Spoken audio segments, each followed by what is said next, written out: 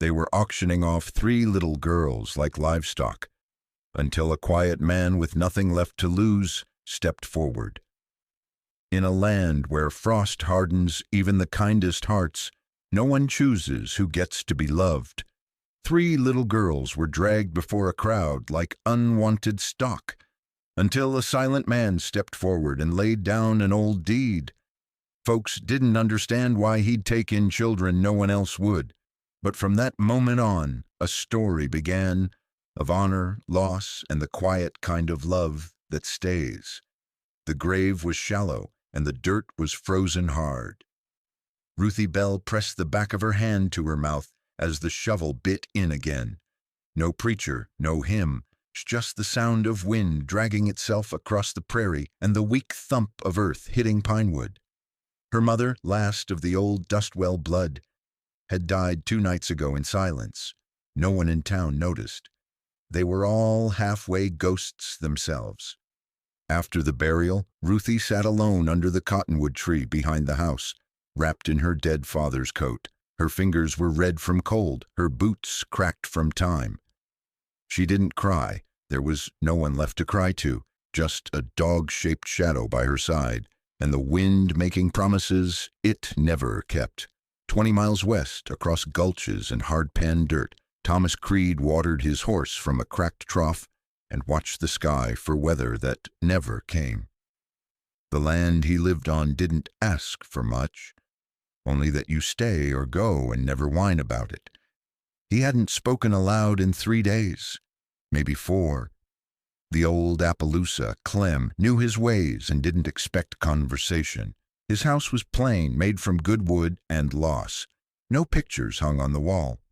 His wife's things were in a trunk under the bed, untouched since the day she left it. Creed didn't drink, didn't smoke, didn't curse unless a fence post split wrong.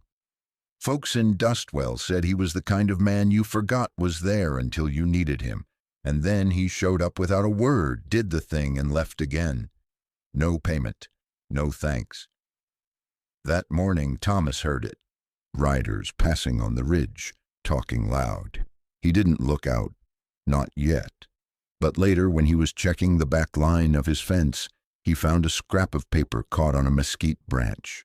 Torn, sun-faded, but the words were clear enough. Auction of wards, Bitter Hollow Courthouse, noon Sunday. He folded the paper slowly. Bitter Hollow was a mean place. Dustwell might have been forgotten, but Bitter Hollow was remembered for all the wrong reasons. He had no kin, no one waiting for him. He could have let the wind take that paper, let the world go on. But something about it sat wrong. That night he packed a biscuit tin with coins, wrapped an old land deed in oiled canvas, and saddled Clem under moonlight. He didn't leave a note, just fed the chickens extra and bolted the door with a slow kind of finality. The ride was long and mostly silent, save for the wind cracking like a whip over the hills. When they stopped for rest, he slept sitting up. Hat pulled over his eyes, one hand curled around his saddle horn, like he was still holding on to something that had slipped away long ago. By dawn, the dry bones of Bitter Hollow showed themselves in the distance, church steeple leaning, smoke rising from crooked chimneys, and beyond it, people gathering for something no one should feel proud about. He reached town slow, kept to the edge, watched from the shade of a feed store as wagons pulled in and townsfolk pointed. He didn't look at the platform, not yet. He just waited, because men like Thomas Creed never rushed toward the wrong thing, but they'd crawl through hell for the right one if it stared back at them with frightened eyes. The courthouse in Bitter Hollow wasn't much, just 4 walls leaning into one another like they'd long since given up hope. A low platform had been dragged out front, set up like a stage for something grim. The crowd gathered early, same way they did for hangings or cattle raffles. Curiosity had a cruel face here. The wind kicked up dust. Someone spat. Another laughed. They weren't cruel people, not all of them, but they were tired and poor and mean in the way Drought makes a man forget he once had a heart. 3 girls were pushed onto the platform by a man in a county vest, holding a ledger like it meant something. June Langtry stood tall, though her boots were cracked, and the hem of her dress had been patched too many times to bother any more. She held her sisters behind her, arms wide like a fence. The youngest, Maisie, sucked her thumb and whispered questions no one answered. The middle one, Ellie, rocked side to side, chewing on her sleeve, eyes darting like a trapped bird. 3 sisters, the county man said, voice flat like he'd said it too many times. No kin.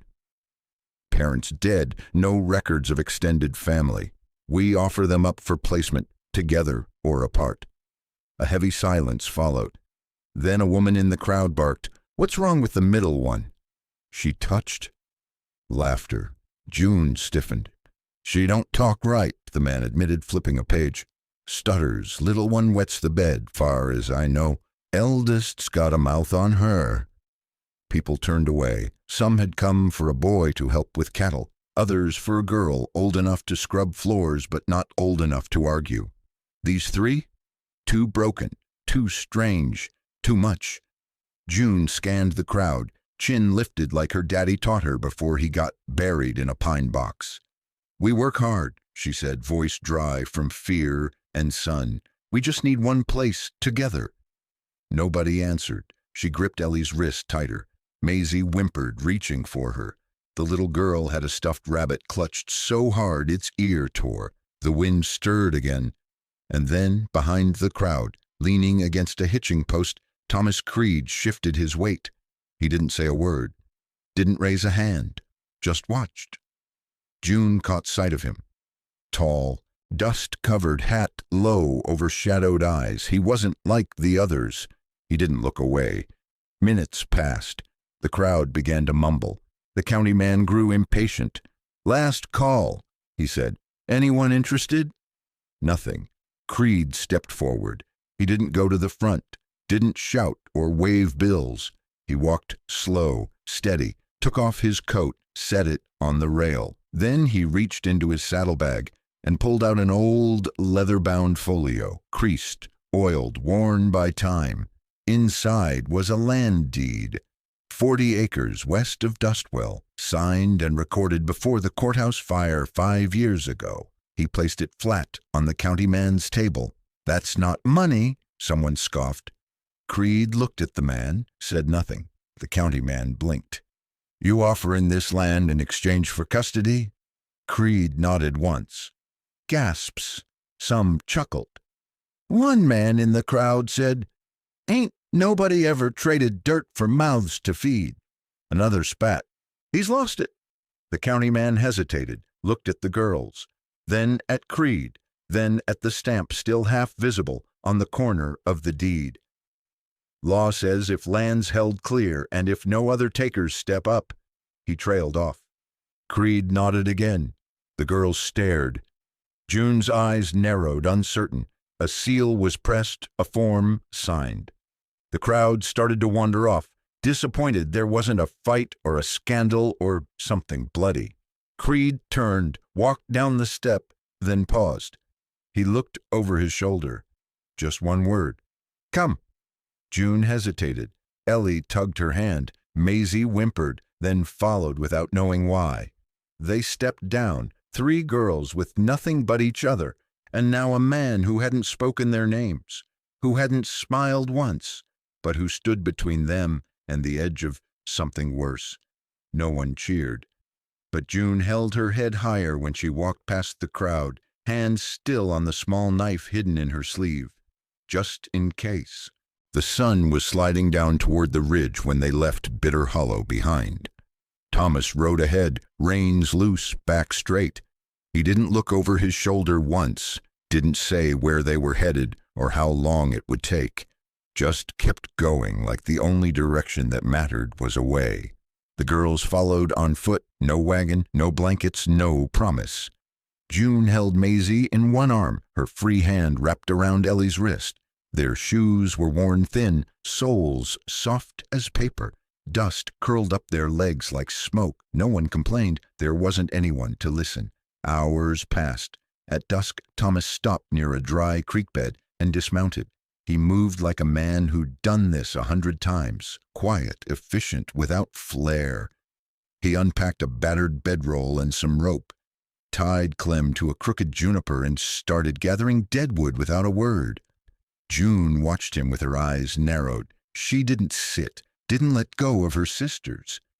The knife in her sleeve pressed cold against her arm, a comfort she hated needing.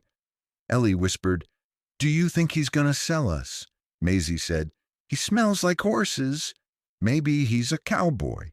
June said nothing, just kept her stance, one foot forward, like Pa taught her when there was trouble in the yard. Thomas built a fire, small but neat, then unwrapped 3 biscuits from a cloth and placed them, still warm, on a tin plate near the girls. He didn't hand it to them, didn't tell them what to do. He just sat down nearby, facing the flames, knees drawn up, hat tilted low, a man-shaped shadow who didn't ask for thanks and didn't offer comfort.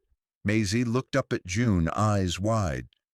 "Is this our home now?" June didn't know how to answer. She set the biscuit on Maisie's lap and one in Ellie's hand. The third she held but didn't eat. That night, Thomas laid out a tarp near the fire, covered it with an old wool blanket. Then, without a word, he walked off a few steps, rolled into his own bedroll, and turned his back to them. June stayed up, knife in hand, watching, but nothing came. No footsteps, no grabbing hands, just wind, just quiet, just stars blinking open above like old eyes. By morning, the man was already up, carving potatoes with the back of a rusted knife, bacon spitting in a pan balanced on rocks. June woke to the smell and blinked. He didn't speak, didn't glance at her, but the breakfast wasn't set for 1, it was set for 4. They ate slow. Ellie dropped a piece and apologized without thinking. Maisie asked if the horse had a name. Thomas finally looked up. "Clem," he said. Maisie smiled. "Aye, Clem." That was it. One word, the first from him. June didn't smile, but she ate the rest of her biscuit this time. Before they packed up, Thomas stood and pointed towards the north ridge. 2 days, he said. Then home. He didn't explain what home meant, but June tucked her knife away anyway, just in case. They crossed the ridge at sundown, the sky bleeding out, behind them in streaks of orange and ash. Coyotes howled somewhere to the east. A hawk circled high, too far to care. The land stretched wide and dry, rimmed with buttes like broken teeth. There was no sign of town, just wind and fence posts, half rotted in the sand. Maisie clung to Thomas's saddle horn, too tired to walk anymore. He hadn't offered to carry her. He just leaned down and lifted her up behind him, like it was something a man did without needing to be asked. Ellie kept pace by humming, slow and uneven, like wheels on a busted wagon. June walked just behind, eyes sharp, fingers twitching. Her knife was still tucked in the seam of her sleeve, though heavier now, not with fear but confusion. This man hadn't asked her anything, not her age, not what she could do, not how they ended up at that damn platform in Bitter Hollow. He just walked, and they followed. That night, they made camp by an abandoned cattle trough. The stars came out slow, same as always, but something in the air had shifted. Thomas started the fire same way he always did. One match, one motion, but this time he laid 4 tin cups beside the pot, not 3. Then he poured water into each. He didn't say a word, but June noticed. Ellie still flinched every time a branch snapped. Maisie asked if monsters could smell fear. Thomas stirred the beans without blinking. "No such thing as monsters," he muttered. Maisie blinked. "Then how come Mama screamed when the banker came?" No one answered, not even the wind. June looked across the fire at the man. He didn't look back, but he did something different. He pulled his coat off, stood, and draped it over Ellie's shoulders. The girl froze like a deer. Then slowly, like a rabbit easing out of its hole, she leaned into the wool. "I don't get it," June finally said. Thomas didn't look up, just added more wood to the fire. "You could have walked away like the rest of them, so why?" He was quiet a moment, then, "Did once," he said, "that's all." The next morning the frost cracked like thin glass underfoot. Thomas didn't wake them with noise, just the smell of coffee. Maisie was still curled into a ball, cheeks pink. Ellie was already sitting upright, arms wrapped tight around herself. "Town's an hour out," Thomas said, voice low. June squinted toward the horizon. "Town?" He nodded. "Not a big one. Dust well? Quiet. You live there?" "No," he said, tightening Clem's saddle. "Outside it." Ellie's lip trembled. "Is there a bed?" Thomas nodded once. Maisie perked up. "And a door that shuts?" "Yeah." They started walking. At the edge of the bluff, Thomas stopped. Something in the distance had his attention. June followed his eyes. Black smoke, thin, rising like a finger from the low country. She felt her chest tighten. Thomas's jaw worked slow. Then he turned to the girls. "Stay close," he said. Maisie asked, "Is it fire?" He didn't answer, just kept walking. By noon, they reached the outskirts of his land. The house wasn't much. Slanted roof, porch sagging like an old man's back, one window boarded over, a barn off to the side, half fallen in. But the ground, 40 acres of dry, gold-blown earth, spread around them like the open palm of a promise. Maisie whispered, "It's got a porch." Ellie smiled for the first time. Then they saw it. The barn, charred at the edge, ash curling in the wind, smoke still rising from the far side, slow and lazy like a warning. Thomas said nothing. June stepped back, knife suddenly burning hot under her sleeve. "Someone was here," she muttered. Thomas nodded, walking forward. No rush, just that same heavy step, like he knew exactly who had done it. He stopped at the barn's frame, ran a hand down the scorched beam. "Folks south of here don't like when trash gets picked up," he said quietly. Ellie started crying. Maisie hid behind her sister. June reached for her knife. Thomas turned then, and his voice dropped like thunder. "I don't need permission to keep what's mine." And for the first time, June believed he meant it. The smoke had cooled by morning, but the smell stayed, like scorched hair and old sins. The girls kept to the porch, eyeing the blackened barn and the sagging rail fence that now leaned farther than it should. Thomas didn't explain, didn't curse. He just got to work, took his tools from under the floorboards and started hammering like it was just another chore on just another day. June watched him from the steps, arms crossed, knife still hidden. Her jaw was sore from clenching all night. She hadn't slept, too busy trying to guess what kind of man built a fire for 3 strangers and then didn't flinch when his own home was burned to warn him. Inside, Ellie wiped soot from the window glass with the sleeve of her dress. Maisie stacked cans in the corner cupboard like building blocks. They didn't talk much, didn't need to. There was a silence in the house now, thick like fog, broken only by the slow, even knock of Thomas's hammer. By midday, he came in without knocking, placed a burlap sack on the table, and handed June a small tin of salve.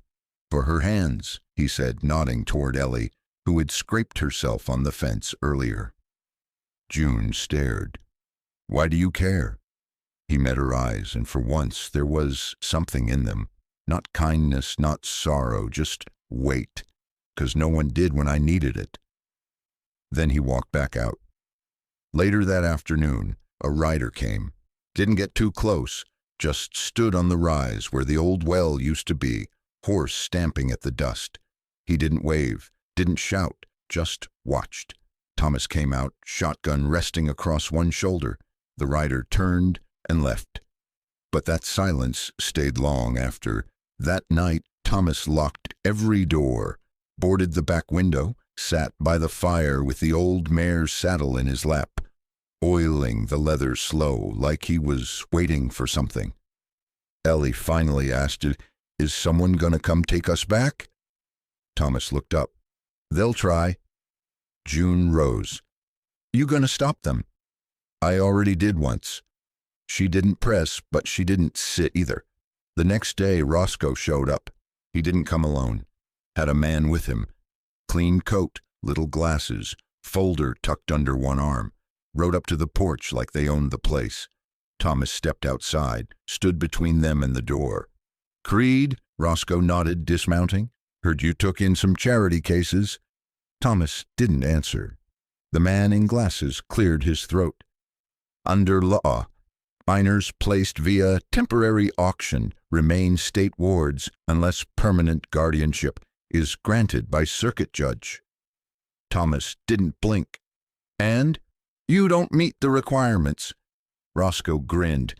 "Which means we'll be taking the girls now." Thomas stepped forward. No threat in his voice, no heat, just that dry, deadpan calm. "You show me the paper," he said. Glasses man held up a document. Thomas didn't take it. Just glanced. "Not signed by a judge," he said. Roscoe spat. "You think you can play lawyer, ranchman?" "No," Thomas replied, walking back inside. When he came out again, he wasn't alone. June stood behind him, Ellie clutching her side, Maisie peeking from under her skirt. Thomas set an old, red-bound ledger on the porch rail. "Title deed," he said. 40 acres, paid off. No debts. Got a crop ledger, 2 receipts for cattle sales, and the sheriff in Dustwell's own writing saying I ain't never been arrested." Roscoe's grin faded. Thomas laid his shotgun across the porch post. Didn't aim it. Didn't touch it again. But it sat there, waiting. The man with glasses looked nervous. "Sir, there's no female guardian." "Maybe not," came a voice from behind. It was Ruthie Bell, dressed in her old riding coat, hair tied back with twine. She rode up like she'd never been gone. "I'll be the damn guardian," she said, sliding off her horse. "You can put it in writing," Roscoe cursed. "This ain't your concern, Ruth." "It is now," she snapped. And just like that, they left. Dust trailing behind them, legal threats muttered into the wind. Inside the house, Thomas sat down at the table, poured himself a black cup of coffee. No sugar, no cream. June stood by the wall, arms folded. "You planned that?" "No," he said, "but I ain't surprised." Maisie sat in his lap without asking. Ellie brought him a biscuit. Outside, the wind howled again, but this time the windows held. It was barely a week later when Roscoe came back. This time he wasn't hiding behind a fancy lawyer or flimsy threats. He came with a man in a black overcoat, sharp jaw, cleaner boots, and a silver star pinned to his vest. A circuit judge. The kind who didn't ask questions, just handed out answers already decided. They didn't ride up to talk. They marched. Thomas saw him coming from the rise. He didn't move fast, just stood up from where he was splitting kindling, wiped his palms on his pants, and walked to the porch like a man brushing dust off his shoulders. Inside, June felt the shift in the air before she saw the riders. "Someone's here," Ellie whispered. June peeked through the curtains, her shoulders locked. "It's them." Thomas stood at the bottom step, back straight, arms quiet at his sides. Roscoe was grinning like a drunk cat. "Got your paperwork now, Creed? All signed, all proper." The judge unrolled a parchment and started reading aloud. "Custody revocation, citing insufficient income, unsafe living conditions, and the absence of a female guardian." June stepped outside before the last word landed. She moved quick, stood square beside Thomas, arms folded, chin high. Her voice didn't shake. "We're not going anywhere." The judge didn't look at her. "Young lady, this is official law." Thomas didn't speak. He just reached into his coat and pulled out that same red-bound deed again. Held it up, slow and steady. "Land's mine. House is mine. Crop list for harvest season's in that drawer there. Ruth Bell filed paperwork 2 days ago to act as interim co-guardian. He turned to Roscoe. You came too late. The judge frowned, rifled through his own documents. Ruthie wasn't bluffing. Her name was filed, stamped. Still, the judge said, the girls will be safer in assigned homes. Thomas's voice, when it came, was low. I didn't take 'em in to make 'em safe. I took 'em in so they wouldn't be thrown out again. Roscoe's face burned red. That ain't your call. Thomas stepped up one stair. It is now. Maisie appeared in the doorway behind June, holding her worn-out rag doll, her cheeks smeared with biscuit flour. She looked at the judge and said, Mister, we already live here. The judge didn't reply. Ellie pushed the door open, walked out, hands shaking but her feet firm. We clean, we read, we sleep in beds now. It's better here. June looked to Thomas, then back to the men with the papers. You come to break something already fixed, she said. That's all. Ruthie's voice came from the road behind them. She'd arrived without anyone hearing, riding the same gray mare, coat buttoned tight. Your papers don't show what he's done, she said. How he teaches them, feeds them, protects them. You call it dirt, I call it home. The judge closed the parchment. Miss Bell will be confirming your guardianship with the county. Do that, she said, dismounting. You'll find I've never left a fight halfway. Roscoe didn't grin anymore. They turned and rode off. Inside, Thomas sat down, slow. He rubbed his face with his hands and didn't say a word. June poured him a glass of water, didn't ask permission. Ellie brought a blanket. Maisie crawled onto his lap and leaned against his chest, her small hands grasping his coat, like roots clinging to soil. Later that night, Ruthie stayed, made stew in the iron pot, fed the girls, even Thomas. At the table, she looked across at him. You still don't say much. He looked up, eyes soft in the firelight. Talk don't fix things, he said. No, she replied, but it sure tells folks what's worth fixing. Thomas said nothing after that, but he didn't look away. It was near midnight when the rain came. Not a thunderstorm, just that slow, drizzling kind that seeps into the ground like it's got nowhere better to go. The kind that makes the world feel small, like a house lit by one oil lamp and 4 quiet souls. The girls had gone to bed. Ellie curled against Maisie in the small cot by the wall, breathing soft, dreaming steady. Thomas sat by the fire, boots off, hat still on, carving the edge of a stick with the same knife he used to gut potatoes. June stood in the doorway, arms crossed, the weight in her chest bigger than her body. You ever lose anyone? She asked. He didn't look up. The knife paused for half a second, then moved again. My brother, he said. War.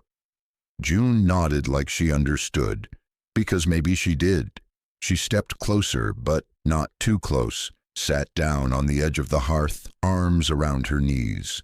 Our folks owed money, she said, to a man in Oklahoma. He smiled when he came to the house, always smiling, but it wasn't real. Thomas didn't ask questions. He didn't need to.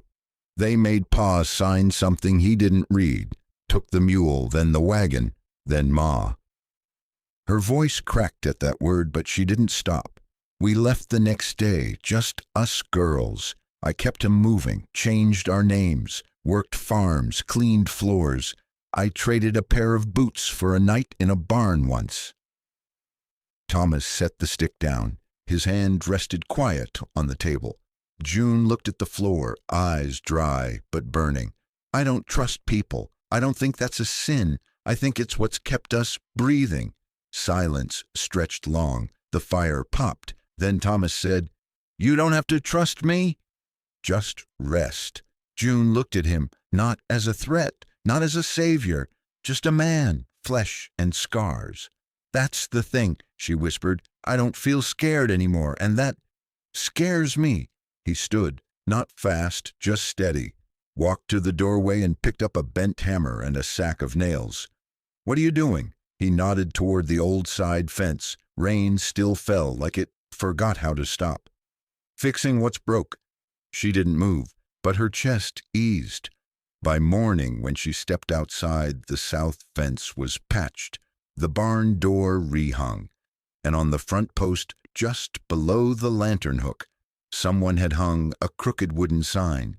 Burned into it, Langtree Ranch.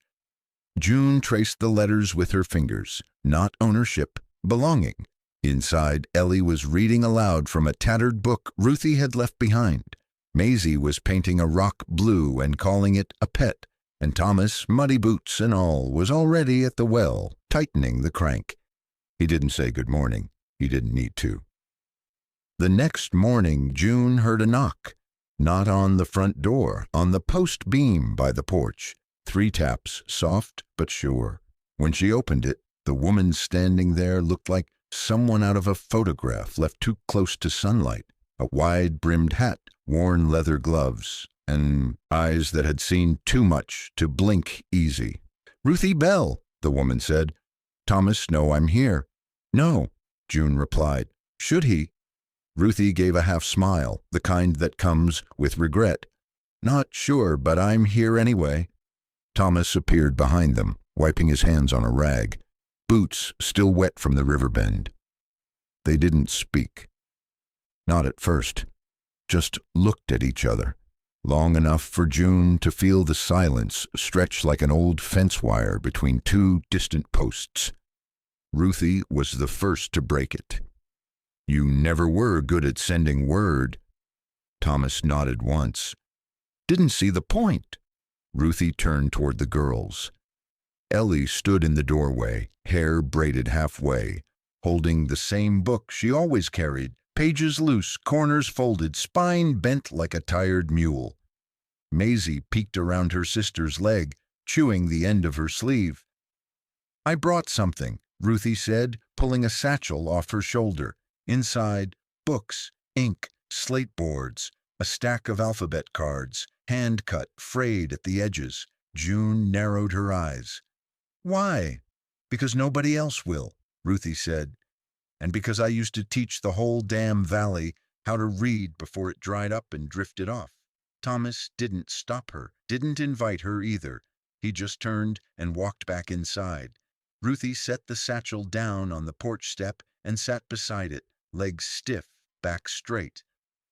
"Come on out," she said to the girls. "We'll start with letters, then maybe stories." Ellie stepped forward first. Ruthie handed her the first slate. "Draw an E," she said. Maisie sat in her lap, uninvited. Ruthie didn't flinch.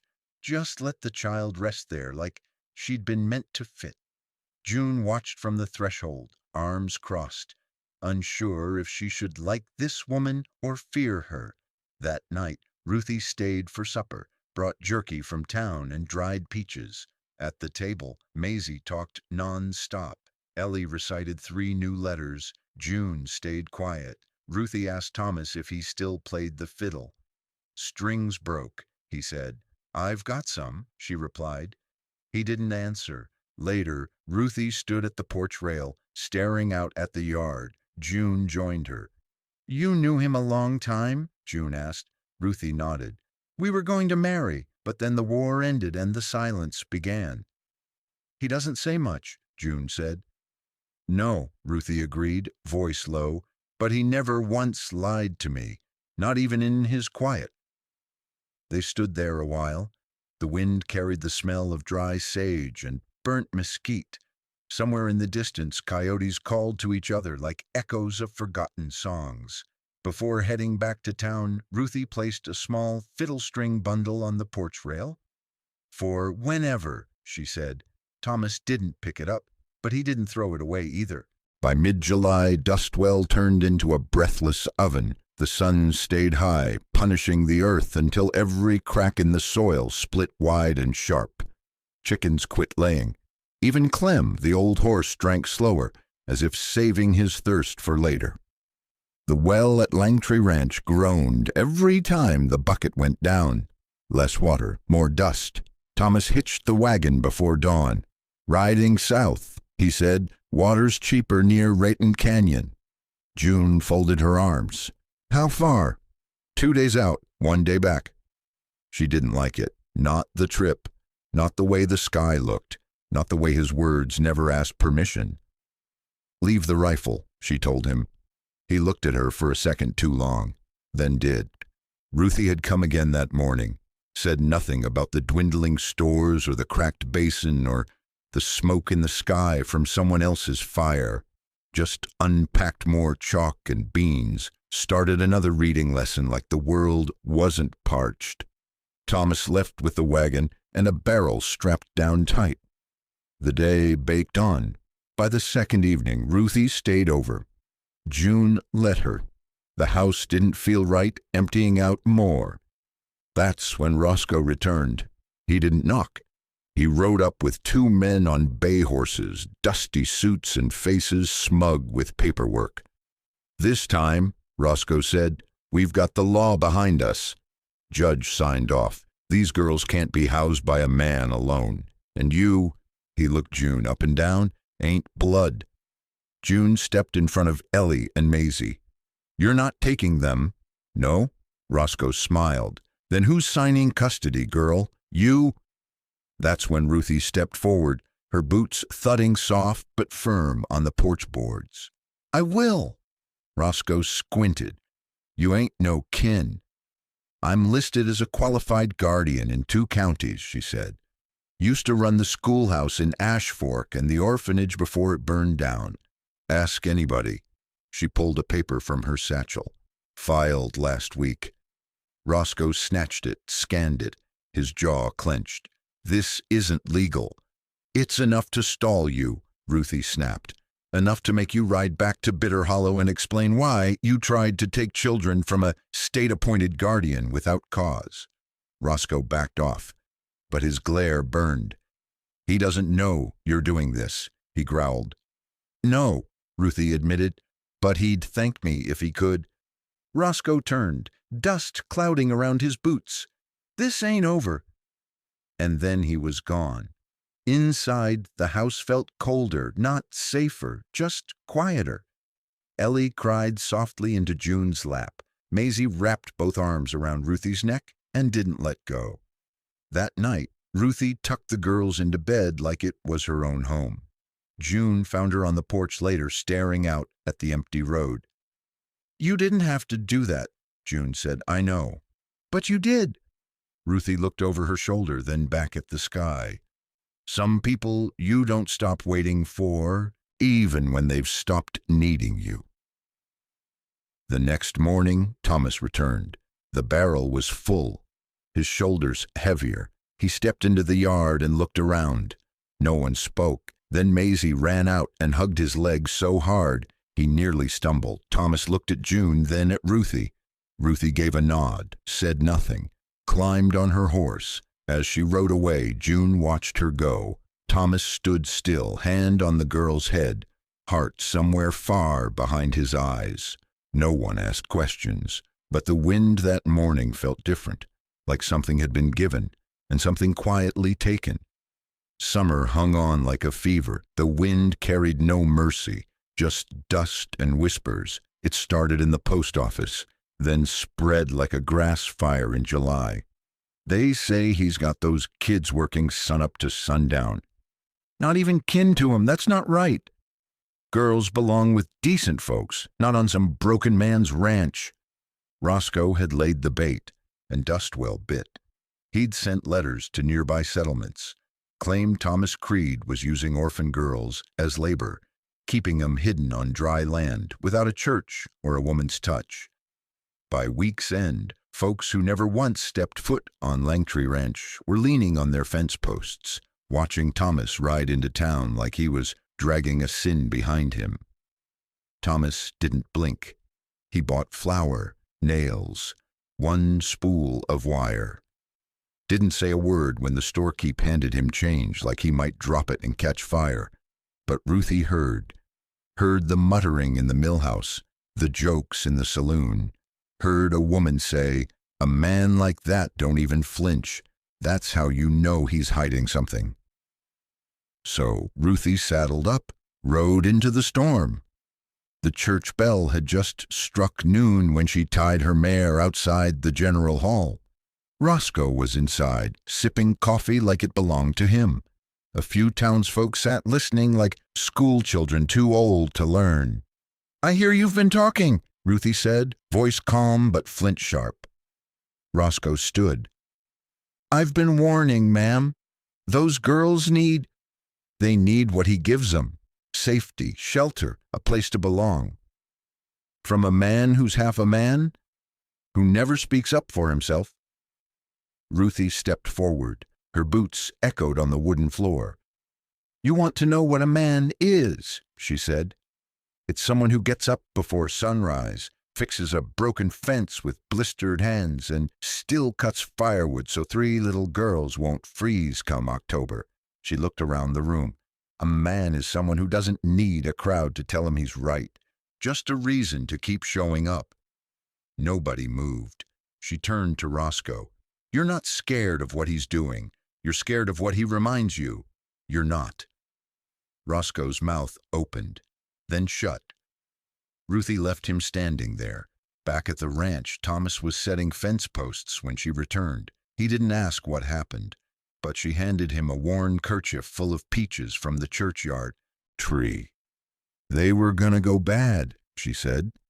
He nodded. They sat on the porch that evening, watching Ellie and Maisie chase frogs along the ditch. June sat inside, shelling peas, listening. Thomas finally spoke. "You didn't have to."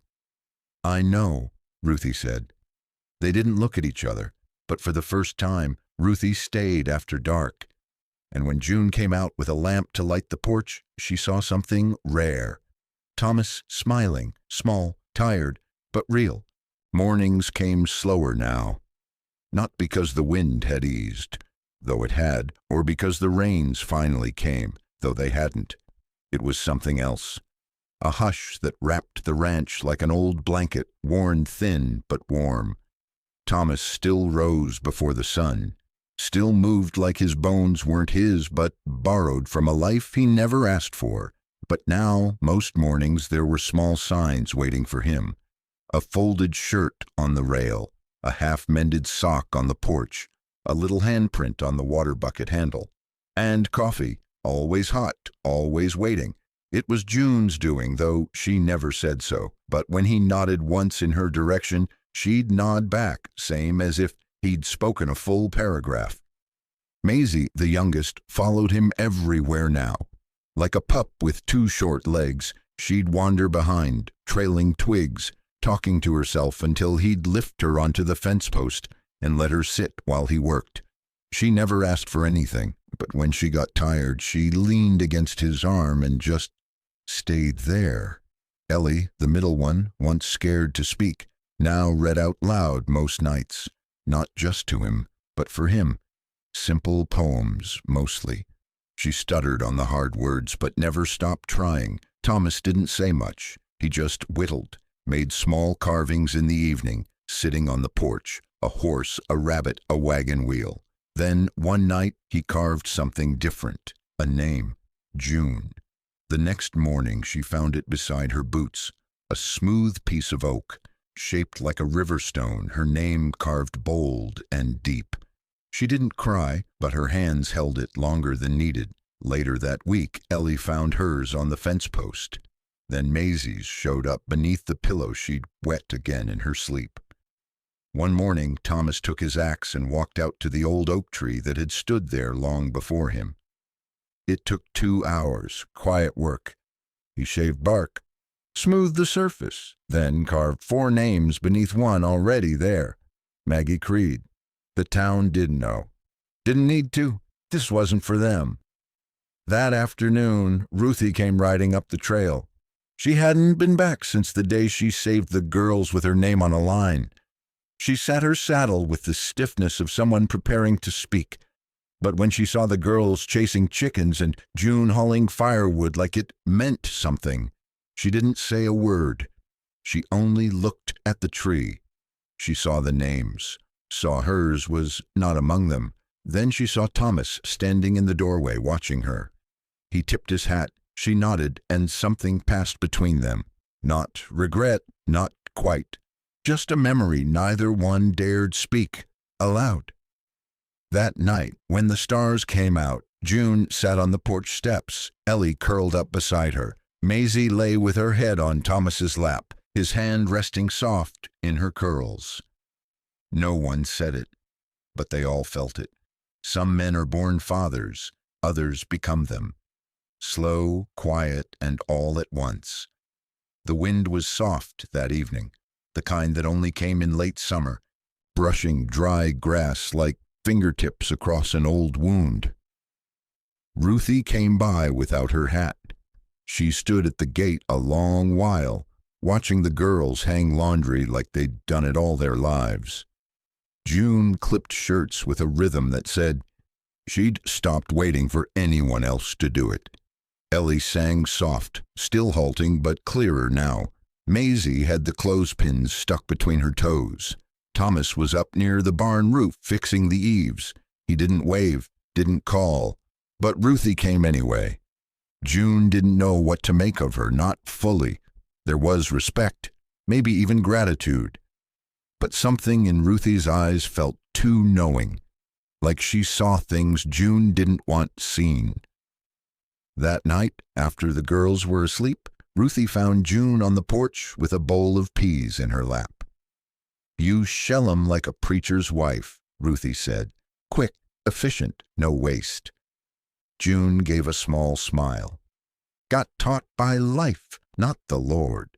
There was quiet after that, the kind that might have been awkward anywhere else. Then Ruthie spoke again, soft but without apology. "I used to sit on this very porch, 23 years ago. Maggie made coffee that could peel paint. Thomas would chop wood like he was mad at it." June looked up. "I waited," Ruthie said. "Waited for him to look up, to see I was still here. I thought maybe after Maggie passed he might. I don't know. Let someone back in."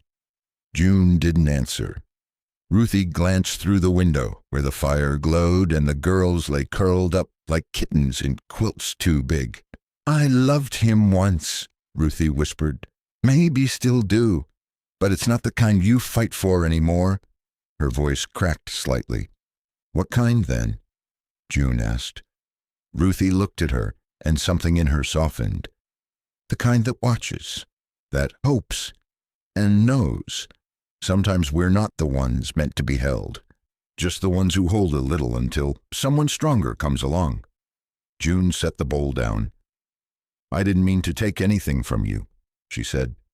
"You didn't," Ruthie said. "You reminded him how to be alive."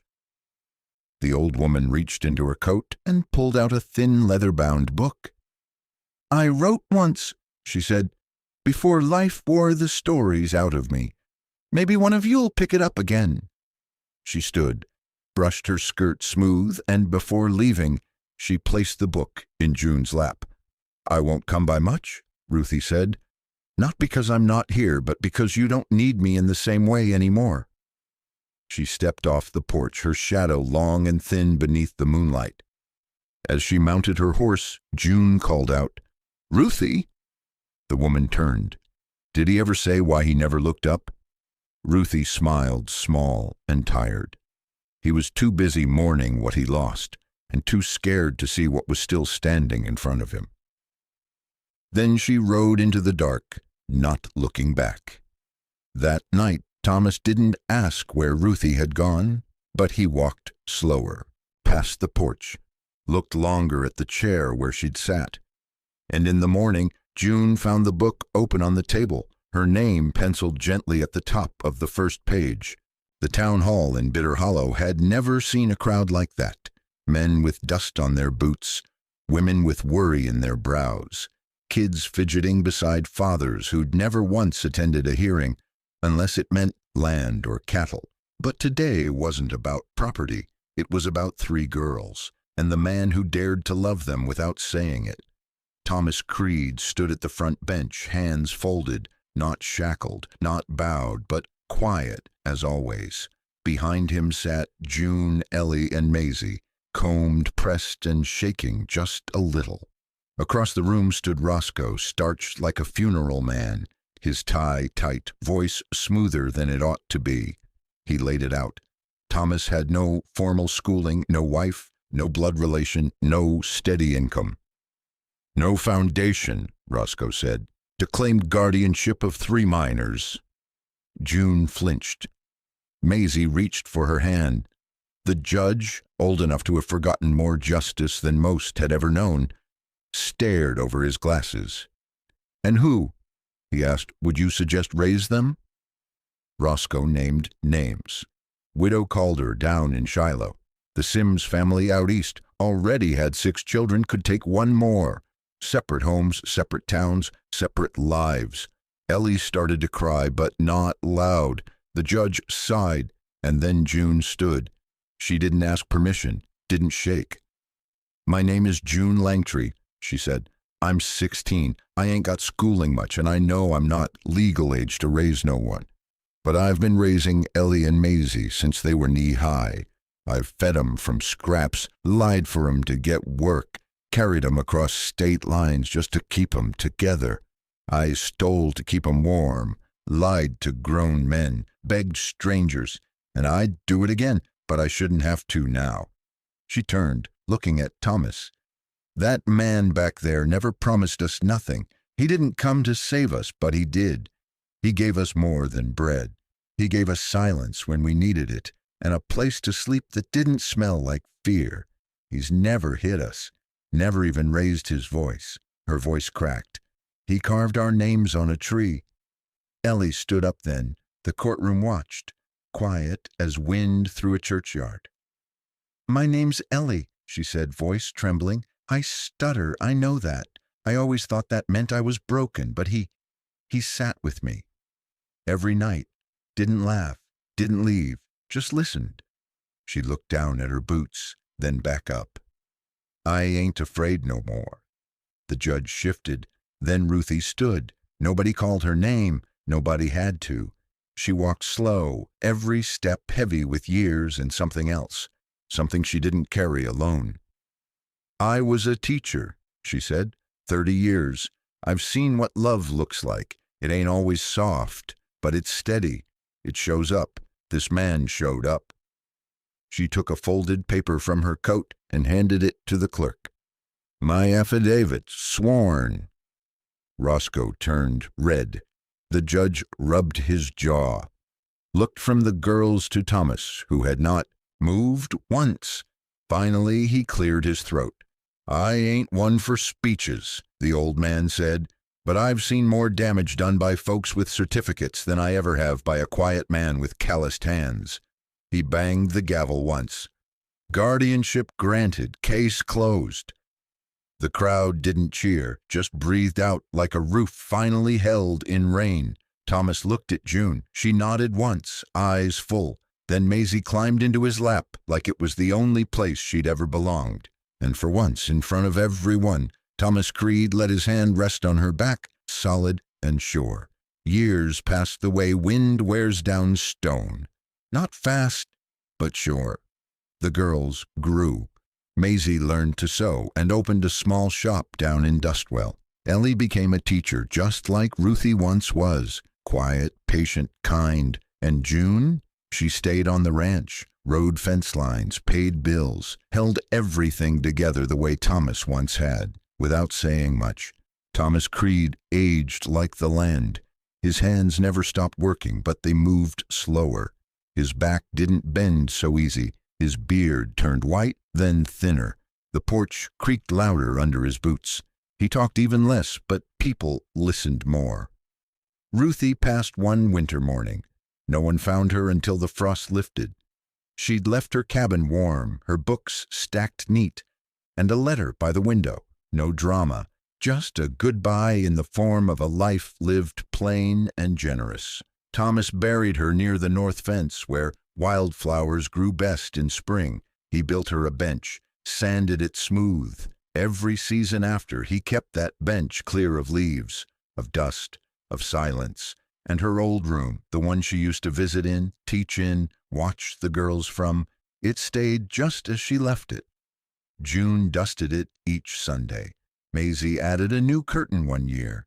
Ellie kept a vase filled there, always with something blooming or trying to. One morning not long after the first frost, Thomas called the girls, now women, out to the yard. His knees hurt. His eyes didn't catch light like they used to. They stood beside him, at the oak tree, the same one he'd carved years ago. Now it had 7 names on it, his late wife's, the girls', Ruthie's, and his own. He pointed at the base of it where the roots broke the dirt. "This tree, don't ask who planted it," he said. "Don't care who watered what, it just stands, 'cause something kept it." The wind stirred. June swallowed hard. Maisie reached for Ellie's hand. Thomas leaned on his cane and whispered, like he was talking to the tree itself, "Don't let go of the ones worth holding." That night, by the fire, June found an old box on the table. Inside was a deed to the ranch, signed over to all 3 girls. Equal parts, no speech, no note, just a signature same as he'd once placed down on a dusty table in Bitter Hollow when no one else would take them. Outside, snow began to fall. Slow. Software like the kind that stays. And somewhere deep in the house, the wind slipped through a half-open window and stirred the curtain in Ruthie's room, like she'd stepped in to check on things one last time. If this story touched you, drop a simple one in the comments. If it reminded you of someone you lost or someone you held on to, share that too. And if you want more stories like this, quiet ones that stick with you, hit subscribe. We've got more coming your way.